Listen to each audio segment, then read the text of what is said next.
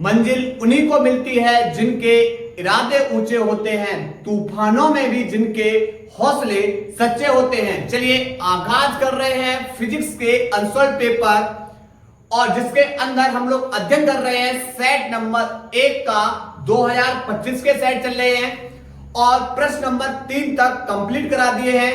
आज आपके सामने लेकर आए हुए हैं प्रश्न नंबर 4। और जैसा कि बेटा अगर आप लोगों को लग रहा है कि हम आपके प्रति एक ईमानदारी से मेहनत कर रहे हैं, तो आप लोग इस छोटे से परिवार को और बड़ा बनाने के लिए आप लोग बहुत बड़ा योगदान दें। बस आप लोगों से बस इतना ही चाहिए, ठीक है। चलिए चलते हैं अपने प्रश्न नंबर 4 के ओर। 4 का प्रश्न क्या बोल रहा है? गॉस के नियम का उपयोग करते हुए एक अनंत लंबाई के एक समान आवेशित सीधे तार के कारण उत्पन्न वैद्युत क्षेत्र का सूत्र व्युत्पन्न कीजिए। भैया गॉस के प्रमेय की सहायता से एक अनंत लंबाई के सीधे आवेशित तार के कारण हमें किसकी गणना करनी है? वैद्युत क्षेत्र की गणना करनी है। तो पहले भाई हम आपसे एक बात पूछना चाह रहे हैं, ये बताओ गॉस की प्रमेय किसे कहते हैं? पहला प्रश्न, गॉस की प्रमेय। पहले हमने आपसे बेटा यही पूछ लिया कि भाई बताओ गॉस की प्रमेय किसे कहेंगे? तो आप बोलोगे सर इस नियम के अनुसार किसी बंद पृष्ठ से होकर गुजरने वाला कुल वैद्युत फ्लक्स उस पृष्ठ के भीतर उपस्थित कुल आवेश का 1/ε0 गुना होता है। क्या बताया? किसी बंद पृष्ठ से होकर गुजरने वाला कुल वैद्युत फ्लक्स उस पृष्ठ के भीतर उपस्थित आवेश का 1/ε0 गुना होता है। क्लियर? अब यहां एक शब्द आया वैद्युत फ्लक्स। अब वैद्युत फ्लक्स किसे कहेंगे? तो आप बोलोगे वैद्युत क्षेत्र में काल्पनिक पृष्ठ से होकर गुजरने वाली वैद्युत बल रेखाओं की संख्या की माप उस पृष्ठ बल क्या कहलाती है? वैद्युत फ्लक्स। और वैद्युत फ्लक्स फाइ ई बराबर ई इंटू में ए कॉस थीटा। चलिए तो सबसे पहले गॉस की प्रमेय लिख लो। लिखेंगे इस नियम के अनुसार, इस नियम के अनुसार किसी बंद पृष्ठ से होकर गुजरने वाला कुल वैद्युत फ्लक्स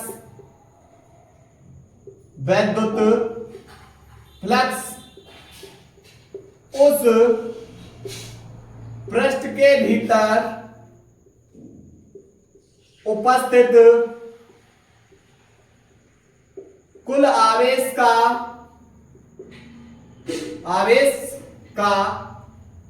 1/ε0 गुना होता है। क्लियर? चलिए अब हम इसका अनुप्रयोग पढ़ेंगे। क्या अनुप्रयोग है? इसका अनुप्रयोग क्या है भाई? है अनंत लंबाई के सीधे धारावाही चालक के कारण उत्पन्न वैद्युत क्षेत्र या वैद्युत क्षेत्र की तीव्रता। ठीक है, चलिए सबसे पहले बेटा एक अनंत लंबाई का क्या लेंगे? एक सीधा तार लेंगे। चलिए देखो ये रहा अनंत लंबाई का एक सीधा तार। अनंत लंबाई का क्या रहा? ये सीधा तार रहा। मैंने मान लिया अनंत लंबाई का एक चालक तार हमने क्या ले लिया? ए बी ले लिया, ए बी तार ले लिया। अब हम इसे क्या करेंगे? इसे एक समान रूप से आवेशित करेंगे। तो आप जब इसे क्या दोगे? आवेश। समझना, तो आपने जब एक रेखा पर, एक सीधे तार पर एक समान रूप से आवेश वितरित कर दिया तो यह बन जाता है रेखीय आवेश वितरण। क्या बन जाता है? रेखीय आवेश वितरण। और अगर आपने इसकी प्रति एकांक लंबाई पर अगर आपने आवेश वितरित कर दिया तो ये क्या बन जाता है? ये बन जाता है रेखीय आवेश घनत्व। तो बेटा अगर हम आपसे पूछें ये बताओ रेखीय आवेश घनत्व किसे कहते हैं? तो रेखीय आवेश घनत्व तो सबसे पहले आपको पता होना चाहिए रेखीय आवेश वितरण। तो आप बोलोगे एक सीधे तार पर एक समान रूप से जब आवेश वितरित कर दिया जाता है तो उसे बोलते हैं रेखीय आवेश वितरण। और उसकी प्रति एकांक लंबाई पर उपस्थित आवेश को क्या बोलते हैं? रेखीय आवेश घनत्व। और किससे लिखते हैं भाई? लैम्डा से।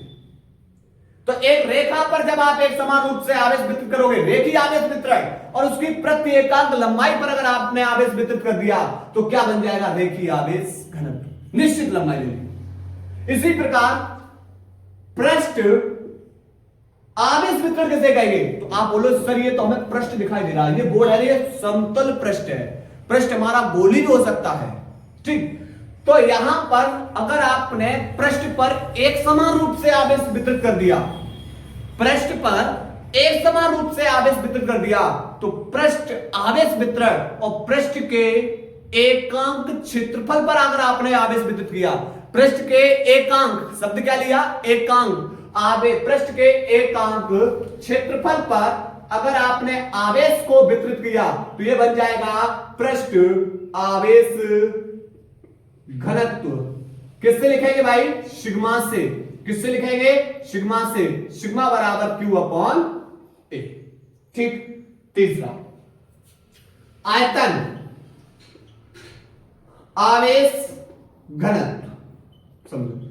अब आयतन आवेश वितरण किसे कहेंगे? तो आप बोलो सर एक आयतन पर अगर एक समान रूप से आवेश वितरित हो तो बन जाता है आयतन आवेश वितरण। और उसके प्रति एकांक आयतन पर अगर आवेश उपस्थित कर दिया तो इसे बोलेंगे, क्या बोलेंगे?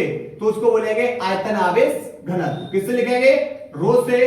तो रो बराबर Q अपॉन B, ठीक। चलिए तो आपने बेटा एक रेखा पर आवेश को वितरित किया है तो क्या बन जाएगा? ये बन जाएगा रेखीय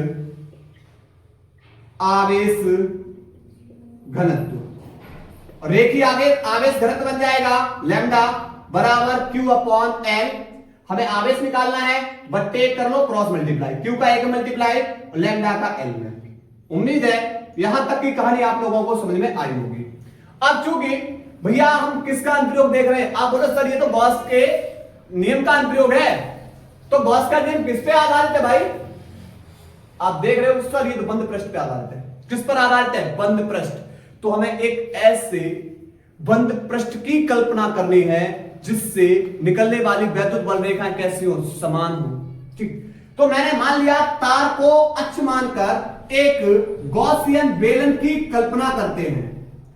तार को अक्ष मानकर एक गॉसियन बेलन की कल्पना करते हैं। किसका? गॉसियन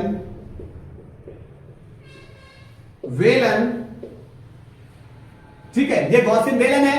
इस गॉसियन बेलन का ये क्षेत्रफल A है और गॉसियन बेलन का क्षेत्रफल क्या होता है? बेलन का क्षेत्रफल 2 पाई r h, पर h के रूप में उसकी लंबाई है तो यहां पर क्या आ जाएगा? L। ध्यान रखना बेटा, ठीक। अब सुनो, यहां पर अब पृष्ठ के भीतर बेटा इस बेलन के भीतर कौन है? आवेशित तार है और तार आवेशित है तो आवेश अंदर, तो बेटा कौन निकलेंगी? पृष्ठ से बाहर निकलेंगी वैद्युत बल रेखाएं। मैंने बोला जब पृष्ठ से वैद्युत बल रेखाएं बाहर निकलती हैं तो बन जाता है वैद्युत फ्लक्स। तो पृष्ठ से बेटा यहां से वैद्युत बल रेखाएं क्या हुई? प्लस के कारण वैद्युत बल रेखाएं बाहर निकलती हैं, माइनस के कारण वैद्युत बल रेखाएं अंदर प्रवेश करती हैं। तो भाई वैद्युत क्षेत्रीय तीव्रता बेटा प्रत्येक बिंदु पर देखा जाए किधर होगी? बाहर। कहीं पर भी देख लीजिए किधर होगी? बाहर। क्लियर यहां तक? ठीक। वैद्युत बल रेखाएं बेटा इस बेलन से क्या निकलेंगी? बाहर निकलेंगी, ठीक। तो जब वैद्युत बल रेखाएं बाहर निकलेंगी तो वैद्युत फ्लक्स बन जाएगा। तो सबसे पहले हमें यह पता होना चाहिए कि भाई एक बेलन के कितने पृष्ठ होते हैं, कितने पृष्ठ से वैद्युत फ्लक्स गुजरेगा। तो देखो ये मान लिया ये हमारा बेलन है, ये हमारा क्या हो गया, बेलन हो गया। ठीक, आपका बेलन ये रहा। आप बोलो सर ये बेलन के हमें 3 पृष्ठ दिखाई दे रहे हैं, पहला पृष्ठ, दूसरा पृष्ठ और तीसरा ये रहा। कितने पृष्ठ, 3, पहला, दूसरा, तीसरा। सरफेस 1, सरफेस 2 मैंने इसे मान लिया, सरफेस 3 ये मान लिया। 3 सरफेस होती हैं, 2 तो समतल और 1 वक्र पृष्ठ। ठीक, अब इन 3 सरफेस से पहले ये पता कर रहे हैं कि पहली सरफेस से कितना वैद्युत फ्लक्स, दूसरी सरफेस से कितना वैद्युत फ्लक्स और तीसरी सरफेस से कितना वैद्युत फ्लक्स निकल सकता है, अर्थात कितनी वैद्युत बल रेखाएं पृष्ठ से बाहर निकल सकती हैं। तो फिजिक्स कहती है भाई कि पहले उनके अल्पांश भाग में पता करिए कितना वैद्युत फ्लक्स है।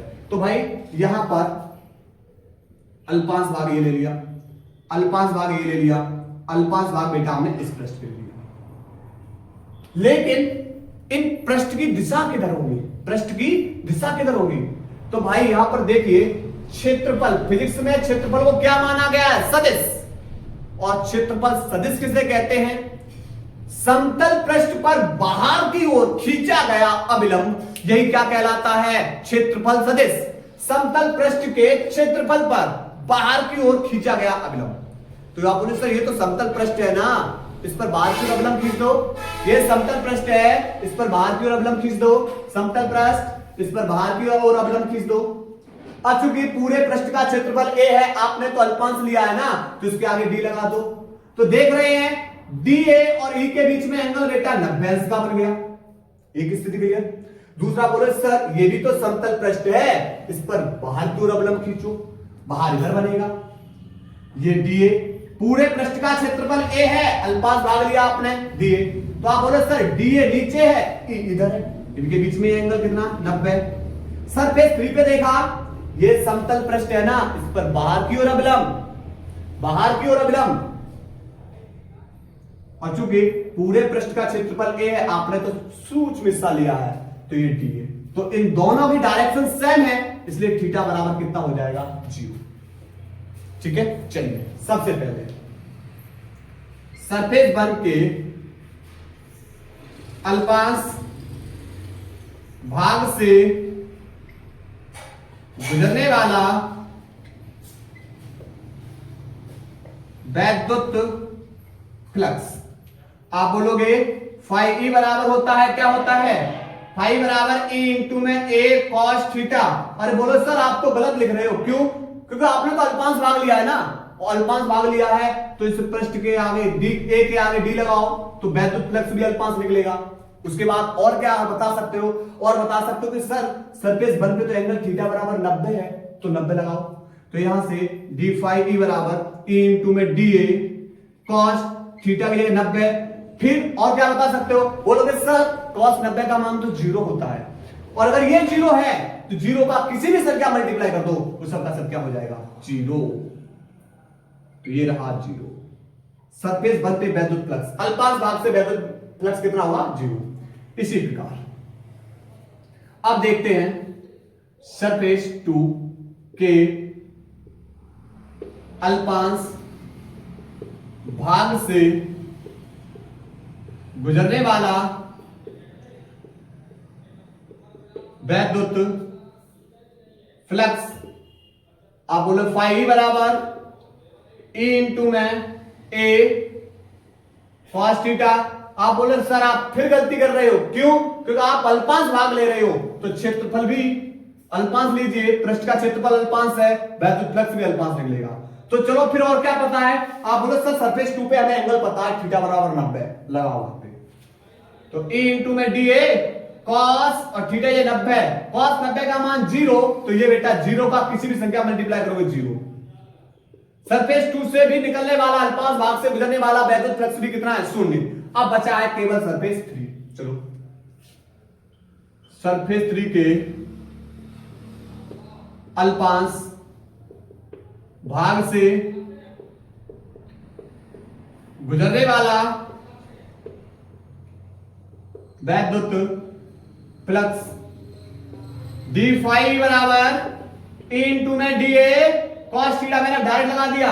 आप बोले सर सरफेस 3 पे एंगल थीटा बराबर 0 है, चलो 0 लगाओ। तो E इंटू में DA कॉस और थीटा की जगह 0, कॉस 0 का मान 1 होता है, तो सरफेस 3 पर निकलने वाला वैद्युत फ्लक्स E इंटू में DA। तो तीनों के अल्पांश भाग में पता कर लिया, सूक्ष्म खंड में पता कर लिया कितना वैद्युत फ्लक्स है, लेकिन हमें पूरे बेलन का बताना है कि पूरे बेलन से कितना वैद्युत फ्लक्स गुजर रहा है। तो आप बोलो सर ये जो अल्पांश भाग निकाले ना, इन सबको पहले जोड़ दो और इनका कर दो समाकलन, समाकलन करके इनको क्या कर दो, जोड़ दो। यानी बेलन, संपूर्ण बेलन से, संपूर्ण बेलन से गुजरने वाला वैद्युत फ्लक्स क्या है, 5 E बराबर आपने सरफेस 1 पे जो वैद्युत फ्लक्स निकाला उसका समाकलन, सरफेस 2 पर जो आपने वैद्युत फ्लक्स निकाला उसका समाकलन, सरफेस 3 पे आपने जो वैद्युत फ्लक्स निकाला उसका समाकलन, और समाकलन करने के बाद तीनों को जोड़ दो। चलिए सरफेस 1 पे कितना निकला अल्पांश भाग से वैद्युत फ्लक्स, 0, सरफेस 2 से 0, सरफेस 3 से d फाई का मान लगाओ, सरफेस 3 पर d फाई बराबर E इंटू में d। ठीक, अब जब बताओ d किसके आगे लगा हुआ है, d लगा हुआ है a के आगे, तो आपको पता है भाई कि d के सापेक्ष x का समाकलन x, d के सापेक्ष y का समाकलन y, तो d के सापेक्ष किसका समाकलन, a का समाकलन क्या हो जाएगा, a। तो e तो कांस्टेंट है, बाहर निकालो e को, यहां पर d के सापेक्ष a का समाकलन a। ठीक, अब आपसे पूछा भाई ये बताओ a क्या है, तो आप बोलोगे a सर गॉसियन बेलन का क्षेत्रफल है, और a बराबर क्या होता है, पाई 2 पाई r l। तो लगाओ पाई e बराबर e इंटू में एक जगह लगाओ 2 पाई r l। ये आपने पूरे बेलन से अभी क्या निकाला है, वैद्युत फ्लक्स निकाला, अभी क्या निकाला, वैद्युत फ्लक्स। लेकिन आपको तो बतानी है गॉस की प्रमेय की सहायता से वैद्युत क्षेत्र की तीव्रता। तो गॉस की प्रमेय से, गॉस की प्रमेय से क्या होता है, फाई ई बराबर क्या होता है, Q अपॉन एप्सिलॉन। चलिए लगाओ, फाई की जगह लगाओ Q अपॉन एप्सिलॉन बराबर E इंटू में 2 पाई आर एल। लेकिन आप बोले सर Q बराबर तो पता है ना, Q बराबर लैम्डा इंटू एल, लगाओ लैम्डा इंटू में एल बट्टे एप्सिलॉन बराबर E इंटू में 2 पाई आर एल, एल से एल कैंसिल, ये 2 पाई आर गुणा में दूसरी ओर जाके भाग में, तो E बराबर 1 बट्टे 2 पाई एप्सिलॉन लैम्डा बट्टे आर, देखो 2 पाई आर ये गुणा में दूसरी ओर जाके भाग में, मात्रक न्यूटन प्रति कूलम। उम्मीद है कि भाई आपको यह प्रश्न क्लियर हो चुका होगा, नोट करिए भाई। इसके बाद प्रश्न नंबर 4 का ख हल करने वाले हैं। 4 का ख है, परावर्ती दूरदर्शी का किरण आरेख खींचिए, इसकी कार्य विधि स्पष्ट कीजिए। देखो दूरदर्शी, दूर की वस्तुओं को देखने के लिए हम किसका प्रयोग करते हैं, दूरदर्शी का। अब दूरदर्शी बेटा हमारा कितने प्रकार का होता है, सबसे पहले ये तो पता होना चाहिए। दूरदर्शी बेटा हम 2 प्रकार से पढ़ते हैं, एक पढ़ते हैं अपवर्ती दूरदर्शी और दूसरा हम पढ़ते हैं परावर्ती दूरदर्शी। अपवर्ती दूरदर्शी में ध्यान रखना बेटा अपवर्तन की घटना देखने को मिलती है, परावर्ती दूरदर्शी में किसकी घटना देखने को मिलती है, परावर्तन की घटना। ठीक, इसमें जो वस्तु की ओर लेंस होता है, वस्तु की ओर, इसमें दोनों बेटा कौन प्रयोग किए जाते हैं, वस्तु और नेत्र का, दोनों ओर, आंख की ओर और वस्तु की ओर, दोनों के दोनों ओर बेटा जो लेंस प्रयोग किए जाते हैं। आंख की ओर जो लेंस होता है उसे नेत्र का लेंस बोलते हैं, आंख की ओर जो लेंस होता है उसे क्या बोलते हैं, नेत्र का लेंस, और वस्तु की ओर जो लेंस रखोगे उसे बोलते हैं अभिदृश्यक लेंस, अभिदृश्यक लेंस। दोनों लेंस बेटा किसके होते हैं, दोनों के दोनों उत्तल लेंस, समझना। ठीक, परावर्ती दूरदर्शी में क्या होगा, जो वस्तु की ओर दर्पण को रखा जाता है, वस्तु की ओर क्या रखा जाता है, दर्पण को, और लेंस के स्थान पे अभिदृश्यक लेंस के स्थान पे किसको रखा जाता है? अवतल दर्पण को। यहां पर उत्तल लेंस था, और उस लेंस की जगह अगर आपने बेटा किसको लगा दिया? दर्पण को लगा दिया, तो ये घटना किसकी देखने के लिए मिलेगी? परावर्ती दूरदर्शी। ठीक, और नेत्रिका की ओर उत्तल लेंस ही रहेगा, नेत्रिका लेंस। चलिए अब बनाते हैं चित्र, यानी पहले इसको हल कर रहे हैं, जब आगामी प्रश्न आएगा तो हम फिर बेटा इसको कराएंगे और तभी हम इसकी आवर्धन क्षमता निकलवा देंगे। नो टेंशन रहिए। चलिए देखो, सबसे पहले हम बेटा क्या करेंगे? एक अवतल दर्पण बनाएंगे। ये रहा अवतल दर्पण। लेकिन अवतल दर्पण कब बनेगा? जब इसके बाहरी भाग पे उभरे हुए पृष्ठ पर आप क्या करोगे? पॉलिश। अगर आपने बोला कि सर आपने बाहरी पृष्ठ पे पॉलिश की, तो प्रकाश की घटना कहां होगी? प्रकाश के परावर्तन की घटना इसके आंतरिक भाग पर होगी। और ये कौन सा दर्पण बन जाएगा? यह दर्पण बन जाएगा हमारा अवतल दर्पण, जो किसकी जगह काम कर रहा है? अविदृश्यक लेंस की जगह काम कर रहा है। ठीक, अगर आपने बेटा इसके अंदर भाग पे पॉलिश किया, तो प्रकाश का परावर्तन कहां होगा? इसके उभरे हुए भाग पर। और जब प्रकाश का परावर्तन उभरे हुए भाग पे होगा, तो वह बन जाता है कौन? वह बन जाता है उत्तल दर्पण। ठीक है, जब प्रकाश अंदर दबे हुए भाग पे डालोगे ना, अंदर दबे हुए भाग पे, तो अवतल, और जब प्रकाश उभरे हुए भाग पे डालोगे तो उत्तल। ठीक, चलिए अब बेटा मैं क्या कर रहे हैं? एक मुख्य अक्ष खींच रहे हैं। ठीक, इसका वृत्त ले लिया हमने P। इस दर्पण के सामने, अवतल दर्पण के सामने एक वस्तु रखी हुई है, दूर स्थित वस्तु है AB। क्या रखी हुई है? AB एक वस्तु रखी हुई है। अब बेटा क्या होगा? इस दूर स्थित वस्तु से कौन आएंगी? प्रकाश की किरणें। कौन आएंगी? प्रकाश की किरणें। इस तरीके से प्रकाश की किरणें ऐसे। लेकिन आप बोले सर दूर स्थित वस्तु से ये किरणें आ तो रही हैं, जैसे ही ये दर्पण से टकराएंगी तो ये आर पार तो जाएंगे नहीं, क्योंकि बाहरी भाग में पॉलिश है। टकराने के बाद इनका होगा परावर्तन। इनका क्या होगा? परावर्तन, कुछ इस तरीके से। क्लियर? इनका क्या होगा? परावर्तन। तो यहां पर बेटा होगा क्या कि ये किरणें आई, वस्तु से बेटा किरणें आ रही हैं, दर्पण से टकराएंगी, अवतल दर्पण से टकराने के बाद ये परावर्तित होकर इसके सामने रखा हुआ है बेटा एक 45 अंश के कोण पर समतल दर्पण। कौन सा रखा हुआ है? समतल दर्पण। तो ये किरणें आई, इससे टकराएंगे ऐसे। ठीक, टकराने के बाद किससे? समतल दर्पण से टकराने के बाद पुनः ये फिर से बेटा किरणें इस तरीके से, इन किरणों का फिर से क्या होगा? पुनः परावर्तन होगा।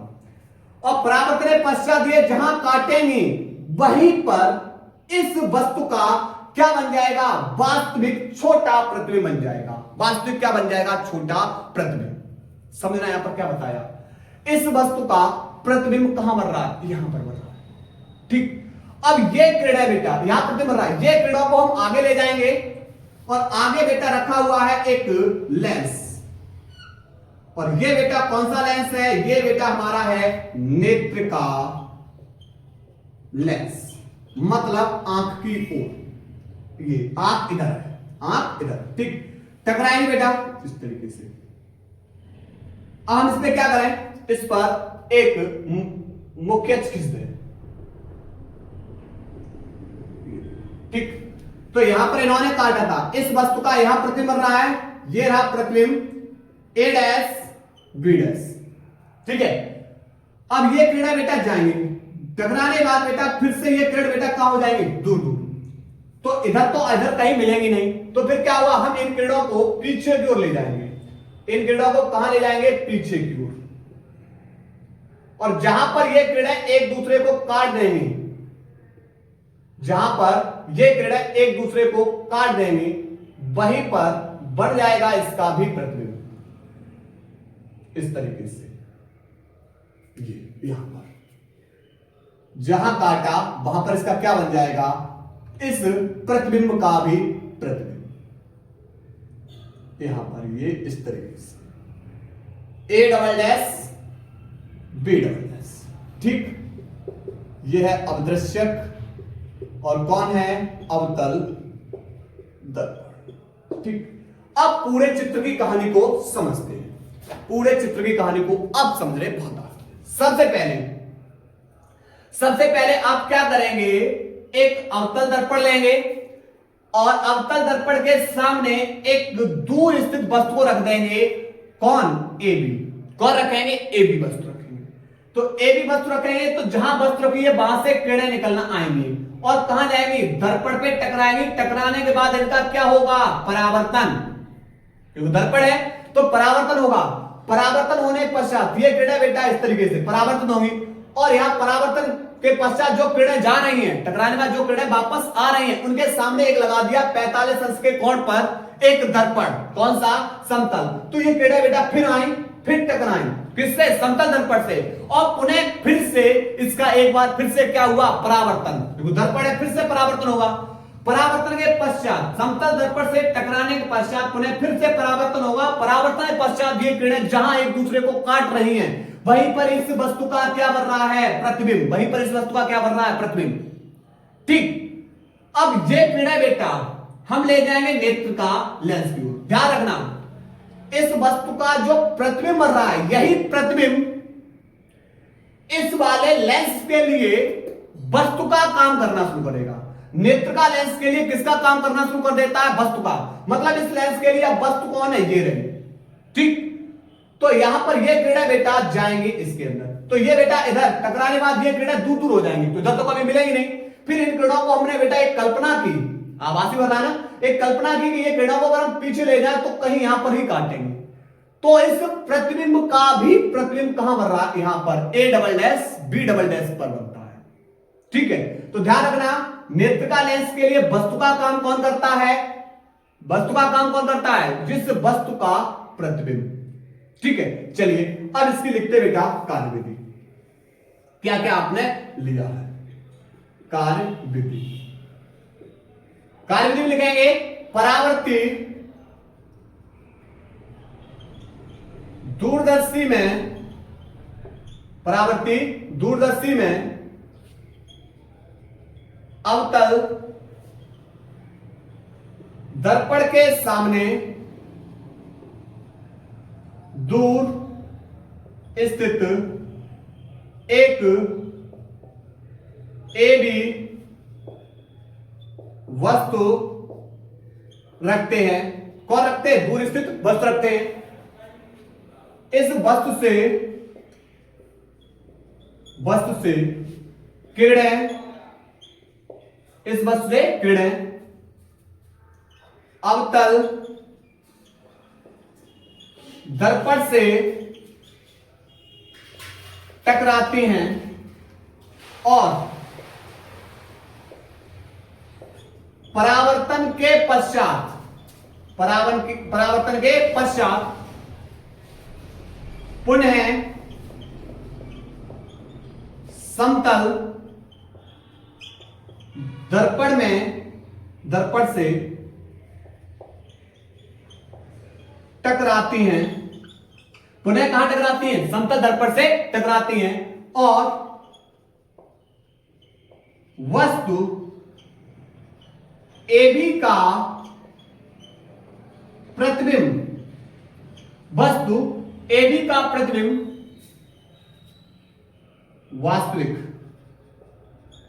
वास्तविक व उल्टा और कैसा? वस्तु से छोटा। कहां पर बनाती हैं? A डैश B डैश पर बनाती हैं। कहां बनाती है? A डैश B डैश पर बनाती हैं। यह प्रतिबिंब A डैश B डैश नेत्र का लेंस के लिए वस्तु की तरह कार्य करता है। नेत्र का lens AB A dash B dash का आवासी व बड़ा प्रतिबिंब A double dash B double dash पर बनाती है। क्लियर? यहां पर यह हो चुका बेटा, ठीक।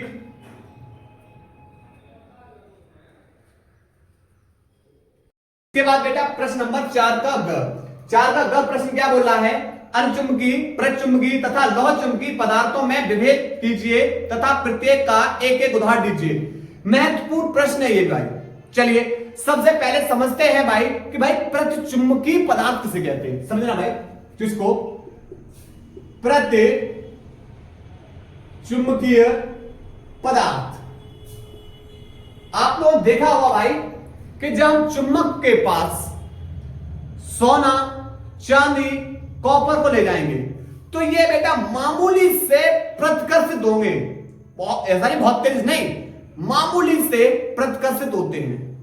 ठीक है, तो यही बेटा क्या हो जाएगा? यही हो जाएगा प्रतिचुंबकीय पदार्थ। यानी जो पदार्थ चुंबकीय क्षेत्र में रखे जाने पर, जो पदार्थ चुंबकीय क्षेत्र में रखे जाने पर चुंबकीय क्षेत्र के विपरीत दिशा में मामूली चुंबकित हो जाते हैं, प्रतिचुंबकीय पदार्थ कहलाते हैं। तथा पदार्थ का यह गुण प्रतिचुंबकत्व कहलाता है। जैसे उदाहरण में सोना, चांदी, कॉपर। ठीक है, नोट करेंगे, लिखेंगे। क्या लिखेंगे? लिखेंगे जो पदार्थ चुंबकीय क्षेत्र में रखे जाने पर चुंबकीय क्षेत्र के विपरीत दिशा में मामूली चुंबकित होते हैं।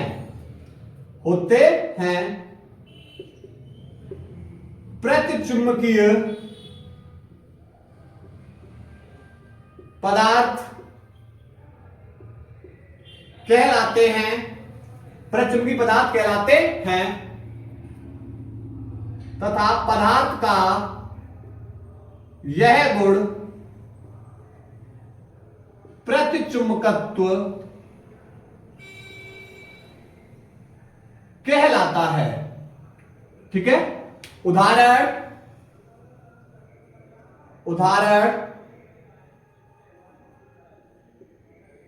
सिल्वर, कॉपर, सोना,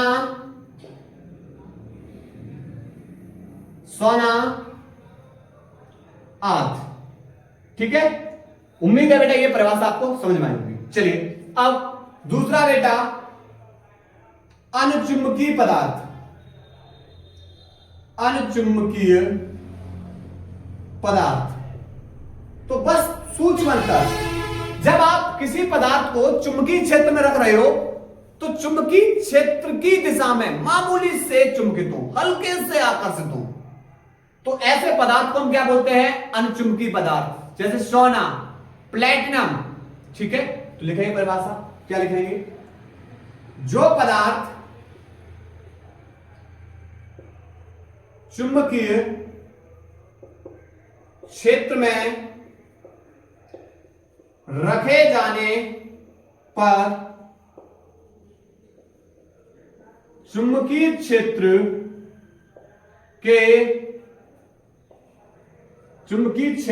की दिशा में, चुंबकीय क्षेत्र की दिशा में क्षीण रूप से चुंबकित होते हैं। क्या कहलाएंगे भाई?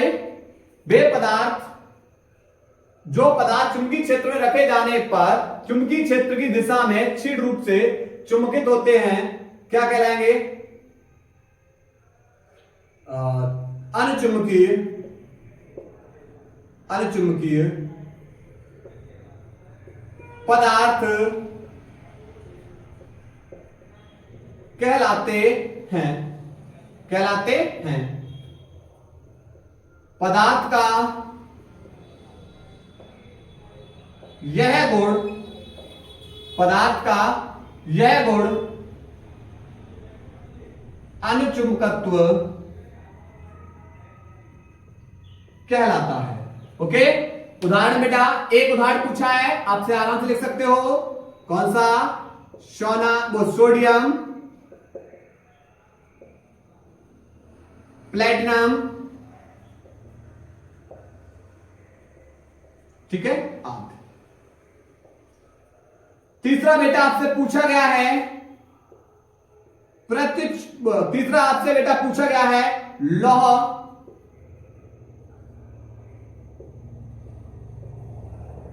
चुंबकीय पदार्थ। अब भाई लौह चुंबकीय पदार्थ किसे बोलोगे? तो आप बोलोगे जो पदार्थ चुंबकीय क्षेत्र में रखे जाने पर चुंबकीय क्षेत्रीय दिशा में प्रबल रूप से चुंबकित हो या तेजी से आकर्षित हो चुंबकीय क्षेत्रीय दिशा में, उन्हें क्या बोलते हैं? लौह चुंबकीय पदार्थ। जैसे लोहा, कोबाल्ट, निकिल, आग। ठीक है, लिखें परिभाषा। क्या लिखेंगे? जो पदार्थ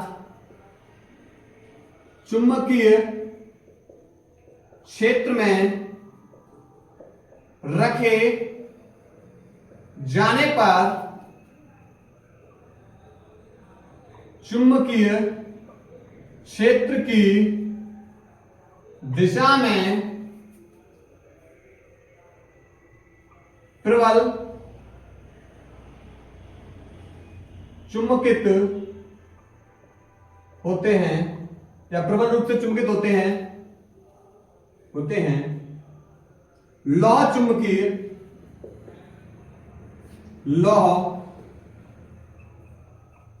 चुंबकीय पदार्थ कहलाते हैं। पदार्थ का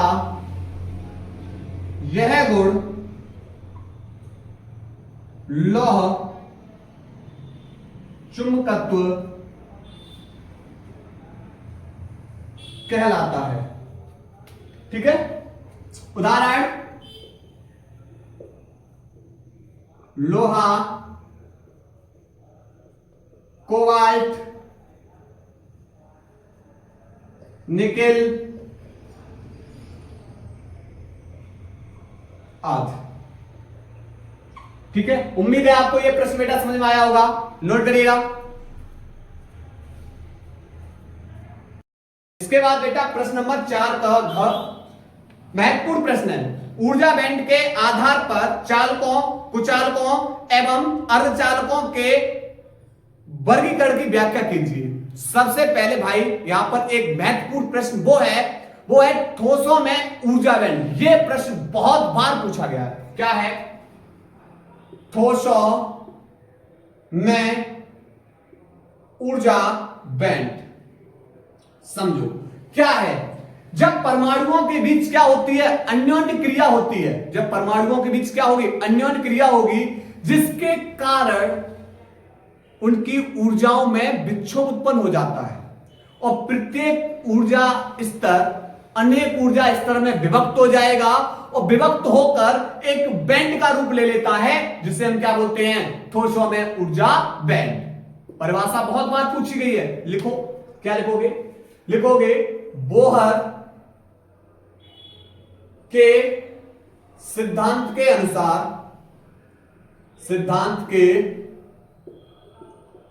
अनुसार जब परमाणुओं के बीच अन्योन्य क्रिया होती है, जिसके कारण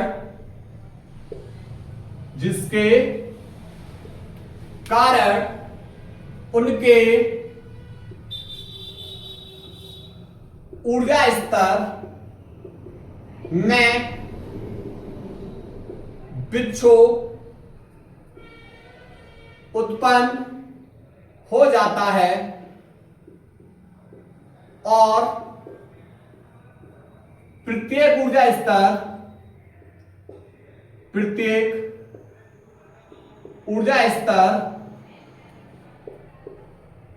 अनेक ऊर्जा स्तर में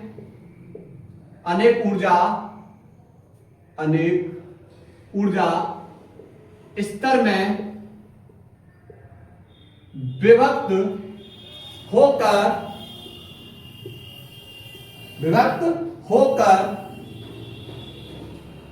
बैंड का रूप ले लेता है जिसे ठोसों में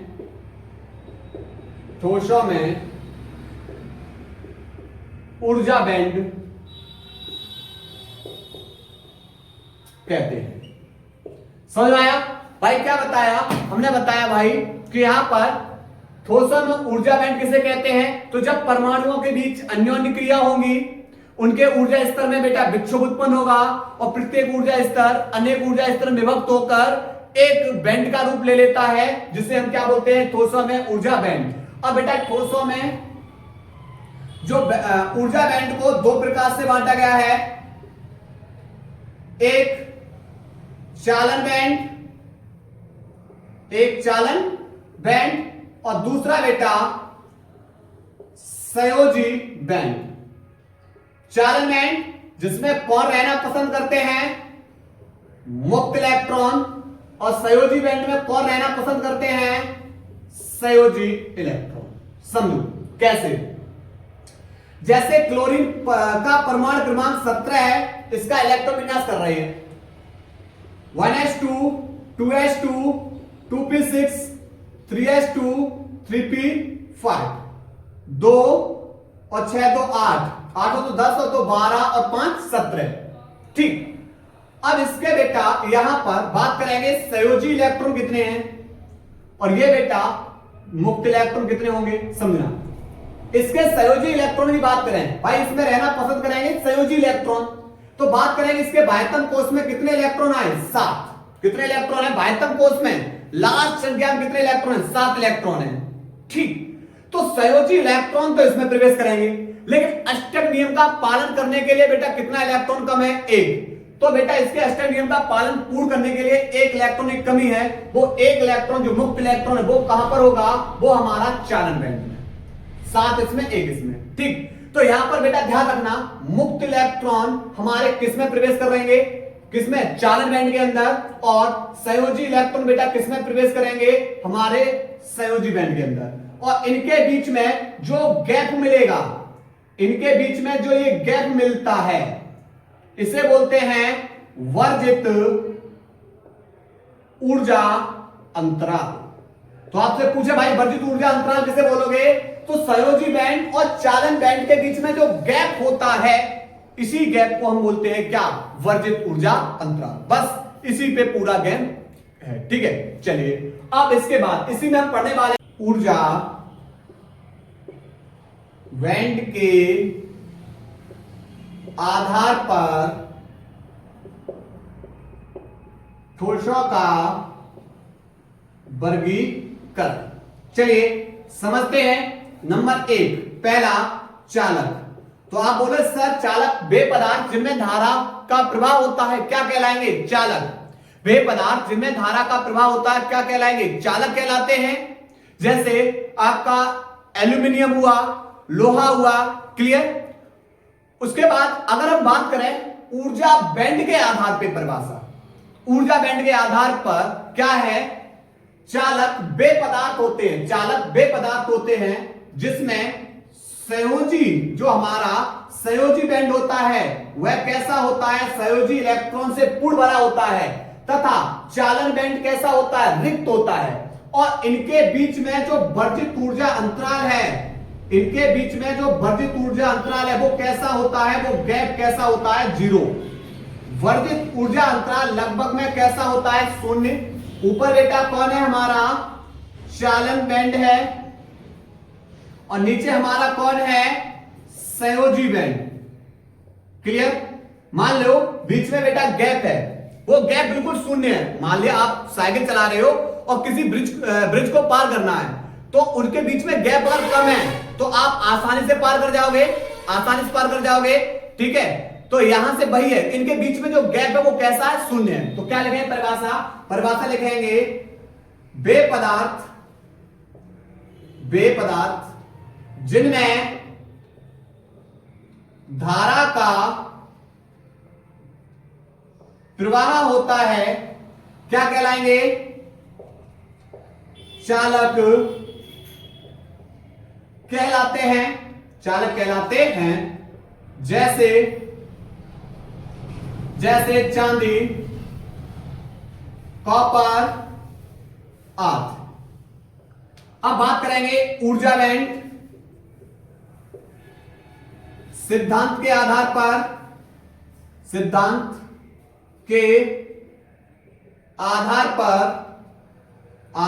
पर चालक वे पदार्थ होते हैं जिनके संयोजी इलेक्ट्रॉन पूर्ण भरे होते हैं तथा संयोजी बैंड व चालन बैंड के बीच वर्जित ऊर्जा अंतराल नगण्य होता है। क्लियर? अब बात करेंगे सेकंड बेटा। सेकंड है हमारे अचालक। सेकंड कैसा है? अचालक। तो आप अचालक की परिभाषा बहुत आसान दे सकते हो। अचालक वे पदार्थ जिनमें धारा प्रवाहित नहीं होती है, वे पदार्थ जिनमें धारा प्रवाहित नहीं होती है क्या कहलाएंगे? अचालक कहलाते हैं। और अगर ऊर्जा बैंड के आधार पे देखें तो ऊर्जा बैंड के आधार पे अगर परिभाषा देखेंगे तो अचालक वे पदार्थ होते हैं जिनमें बेटा जिनके संयोजी इलेक्ट्रॉन तो कैसे होंगे? पूर्णतः भरे होंगे, लेकिन जो चालक इलेक्ट्रॉन है वो पूर्णतः कैसे होते हैं? रिक्त होते हैं। और इनके बीच में जो वर्जित ऊर्जा अंतराल होता है, जो गैप होता है, वो कैसा होता है? काफी अधिक होता है, लगभग में 3 इलेक्ट्रॉन वोल्ट से अधिक।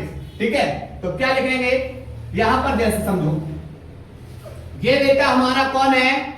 ये हमारा संयोजी बैंड है और ये हमारा चालन बैंड है। ठीक है, एक संयोजी बैंड हो गया और ये चालन बैंड। ये है चालन बैंड जो पूर्णतः रिक्त होगा, संयोजी बैंड जो पूर्णतः भरा होगा, लेकिन इनके बीच में जो गैप है, वर्जित ऊर्जा अंतराल है, वह 3 इलेक्ट्रॉन वोल्ट से कैसा है? अधिक है, लगभग में 3 इलेक्ट्रॉन वोल्ट है, इससे अधिक है, जिसके कारण ये बेटा जो संयोजी बैंड के जो इलेक्ट्रॉन है वो चालन बैंड में जंप नहीं कर पाते। मान लिया आपको कोई ब्रिज पार करना और उसके बीच गैप ज्यादा है तो आप बेटा पार ही नहीं कर पाओगे। ठीक, तो ये बेटा स्थिति किसकी हो जाएगी? अचालक की। तो लिखेंगे अचालक में लिखेंगे वे पदार्थ जिनमें धारा का प्रवाह नहीं होता है, अचालक कहलाते हैं। ऊर्जा बैंड सिद्धांत के आधार पर अचालक वे पदार्थ होते हैं, अचालक वे पदार्थ होते हैं जिनके संयोजी बैंड पूर्णतः भरे, संयोजी बैंड पूर्णतः भरे तथा चालन बैंड कैसे होते हैं? रिक्त होते हैं तथा इनके बीच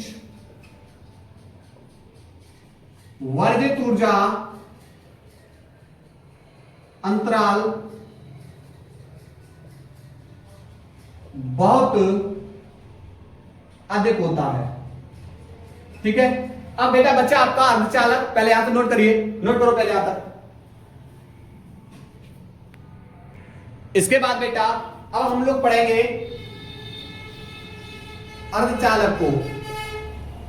आप इसके उदाहरण भी दे सकते हो, उदाहरण इसके जैसे कांच, अभ्रक, लकड़ी, कांच आदि। ठीक है, चलिए अब हम समझेंगे अर्धचालक को। अर्धचालक क्या है? वे पदार्थ जिनकी चालकता धातुओं से कैसी होगी? कम, और अधातुओं से कैसी होती है? अधिक होती है। क्या कहलाएंगे? अर्धचालक कहलाते हैं। अगर ऊर्जा बैंड के आधार पे देखेंगे तो ऊर्जा बैंड के आधार पे अर्धचालक वे पदार्थ होते हैं जिनके संयोजी बैंड पूर्णतः भरे या थोड़े खाली होते हैं तथा चालन बैंड पूर्णतः रिक्त या थोड़े कैसे होते हैं? भरे होते हैं। और इनके बीच में जो गैप होता है, किसके बीच में? ये हमारा चालन बैंड हो गया, ये चालन बैंड, और ये हमारा कौन हो गया? ये हमारा हो गया संयोजी बैंड। तो इनके बीच में जो ये गैप है लगभग में बेटा 1 इलेक्ट्रॉन वोल्ट के कैसा होता है? बराबर होता है। ठीक, तो यहां पर बेटा क्या लिखा है? परिभाषा लिखेंगे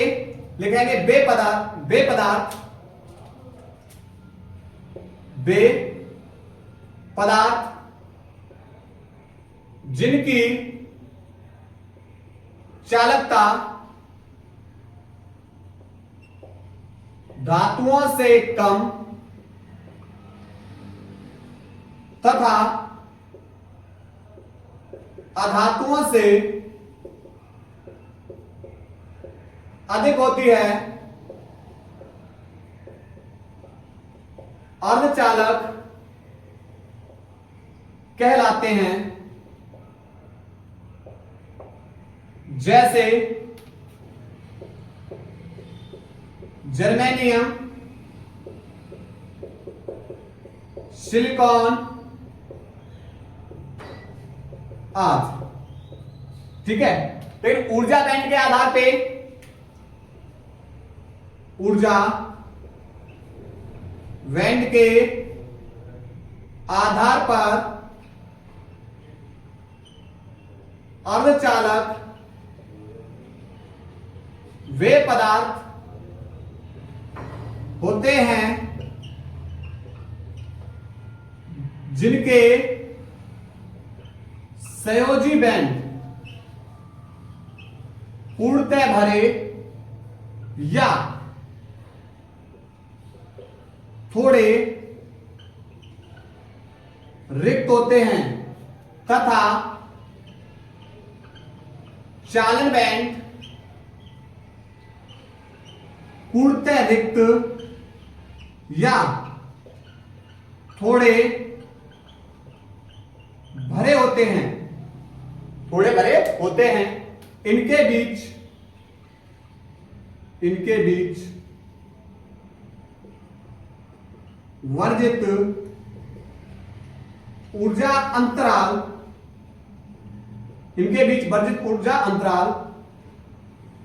लगभग 1 इलेक्ट्रॉन वोल्ट के मध्य होता है।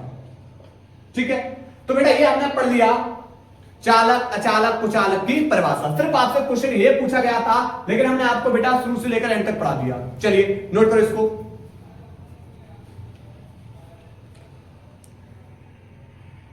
इसके बाद बेटा प्रश्न नंबर 4 का ड़। इसके बाद बेटा प्रश्न नंबर क्या है? 4 का ड़। प्रश्न क्या बोल रहा है? स्वप्रेरकत्व से क्या तात्पर्य है? उसके बाद दे रखा बेटा सवाल। चलिए सबसे पहले समझते हैं स्वप्रेरण किसे कहते हैं। पहले हम समझेंगे बेटा किसको? स्वप्रेरण। तो स्वप्रेरण का मतलब होता है स्वतः ही प्रेरित हो जाना, स्वतः ही प्रेरित होना। मतलब आपको रिजल्ट निकालना है तो आप स्वतः ही प्रेरित हो जाओगे, नहीं मुझे ऐसा करना है। और अगर आप किसी के द्वारा प्रेरित हो रहे हो तो वो हो जाता है अन्योन्य प्रेरण।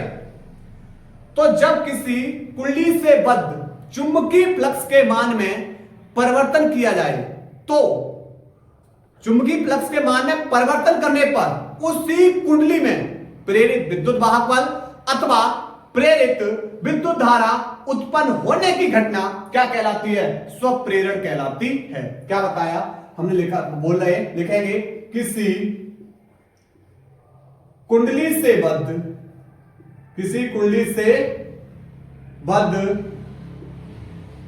चुंबकीय फ्लक्स के मान में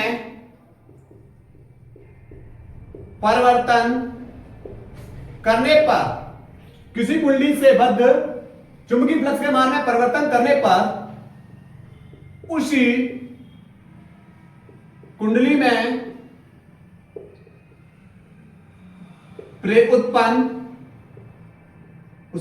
उत्पन्न प्रेरित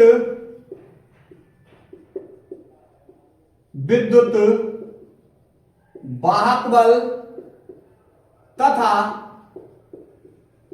प्रेरित धारा उत्पन्न होने की घटना क्या कहलाती भाई? यही कहलाती है स्वप्रेरण, स्वप्रेरण कहलाती है। क्लियर? अब हम पढ़ेंगे इसको, स्वप्रेरण गुणांक अथवा स्वप्रेरकत्व। समझना? स्वप्रेरण गुणांक अथवा स्वप्रेरकत्व। एक मिनट बेटा मार्कर चेंज कर लो। चलिए, स्वप्रेरण अथवा, देखो मान लिया एन फेरो की एक कुंडली है, एन फेरो की कुंडली है, उसमें बेटा जो उत्पन्न कौन? चुंबकीय फ्लक्स, उसमें उस कुंडली में प्रवाहित धारा के कैसा होगा? समानुपाती।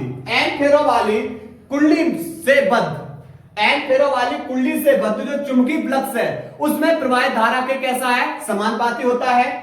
अब यहां पर बेटा क्या होगा? एन फाई, समानुपाती चिन्ह हटेगा, बराबर का चिन्ह आएगा, एक कांस्टेंट आया और कांस्टेंट बेटा हम कौन ले आए? एल, और यहां पर आई। अब आप बोलोगे एल क्या भैया? यही एल तो हमारा कौन है? स्वप्रेरण गुणांक अथवा स्वप्रेरकत्व। क्लियर? अगर बेटा अब किसी कुंडली में बेटा अगर कौन उत्पन्न हो रहा है? चुंबकीय फ्लक्स, और चुंबकीय फ्लक्स में अगर परिवर्तन करेंगे तो कुंडली में कौन उत्पन्न हो जाता है? प्रेरित विद्युत वाहक बल। तो कुंडली से बद्ध प्रेरित विद्युत वाहक बल, तो E बराबर होता है माइनस के N delta phi upon delta T. Clear? और ये फॉर्मूला बेटा किसी जब भी फैराडे का नियम आएगा उस दिन बेटा इस क्वेश्चन की भी धज्जियां उड़ा देंगे, नो टेंशन रहना। ठीक बेटा, आप क्या देख रहे हो? एन फाई, अगर इस एन को फाई की जगह भेज दो तो इसकी जगह हम क्या लगा सकते हैं? एल आई लगा सकते हैं, नहीं लगा सकते? बिल्कुल। तो E बराबर माइनस के डेल्टा आगे लिख लिया एन फाई बट्टे डेल्टा टी। तो इससे क्या हुआ? एन फाई, और एन फाई का मान क्या लगा देंगे? एल इंटू आई। तो E बराबर माइनस के डेल्टा और एन फाई की जगह एल इंटू में आई बट्टे डेल्टा टी। लेकिन आप बोलोगे सर एल तो हमारा स्वप्रेरण गुणांक है, इसमें कोई परिवर्तन नहीं होगा। परिवर्तन होगा धारा में, डेल्टा को आई के पास देते। तो E बराबर माइनस के एल आगे ले लिया delta I upon delta T. ठीक, J delta I upon delta T गुणा में दूसरी ओर जाके भाग में, तो माइनस चिन्ह इधर भेज दो तो L बराबर माइनस के E बट्टे delta I upon delta T. अब मुझे इसी की परिभाषा देनी है, कैसे समझो? मैंने मान लिया delta I upon delta T धारा में परिवर्तन की दर मैंने मान लिया कितना? 1 एम्पियर प्रति सेकंड। माना धारा में परिवर्तन की दर कितनी है? 1 एम्पियर प्रति सेकंड। तो बेटा इसकी जगह जब 1 लगाओगे तो L बराबर किसके हो जाएगा, E के। और L क्या है, आप बोलो सर ये तो स्वप्रेरण गुणांक है, और E क्या है, विद्युत वाहक बल है, विद्युत वाहक बल है। तो आप परिभाषा क्या दोगे, किसी कुंडली का स्वप्रेरण गुणांक अथवा स्वप्रेरकत्व कुंडली के उस विद्युत वाहक बल के बराबर होता है जिसमें धारा परिवर्तन की दर कितनी हो, 1 एम्पियर प्रति सेकंड हो। क्लियर। परिभाषा लिखेंगे किसी कुंडली का स्वप्रेरण गुणांक अथवा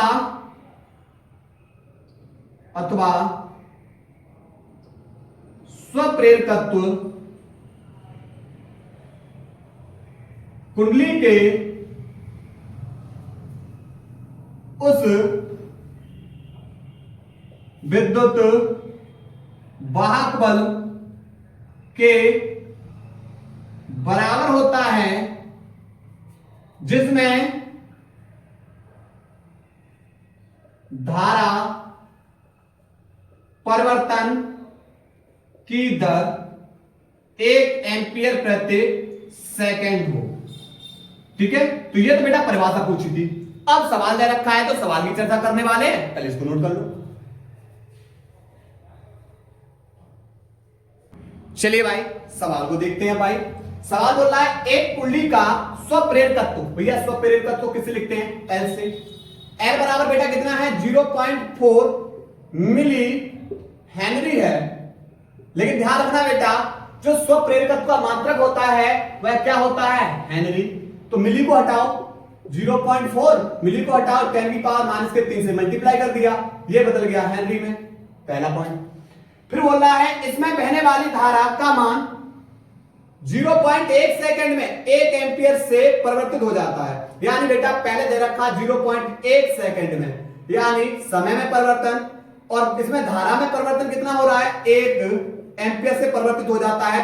विद्युत वाहक बल की गणना करनी बेटा, फॉर्मूला ये रहा, E बराबर माइनस के L delta I upon delta T, minus के L का मान ये रहा 0.4 इंटू 10 की पावर माइनस के 3, डेल्टा I का मान 1 बट्टे डेल्टा T का मान 0.1। बेटा दशमलव से दशमलव हट गया तो यहां पर बचा माइनस के 4 इंटू 10 की पावर माइनस के 3, और विद्युत वाहक बल का मात्रक क्या है, वोल्ट। ठीक है, ध्यान रखना ये माइनस का चिन्ह क्या बताता है, माइनस का चिन्ह ये बताता है कि जो विद्युत वाहक बल का यहां क्या हो रहा है, विरोध, वैद्युत फ्लक्स विद्युत वाहक बल में क्या कर रहा है, विरोध उत्पन्न कर रहा है। इसी के कारण यहां चिन्ह कैसा आता है, माइनस, यहां विरोध के कारण आया हुआ है। ठीक है, नोट करिए प्रश्न नंबर 4 तक। उम्मीद है आप लोगों को बेटा प्रश्न एक एक समझ में आया होगा।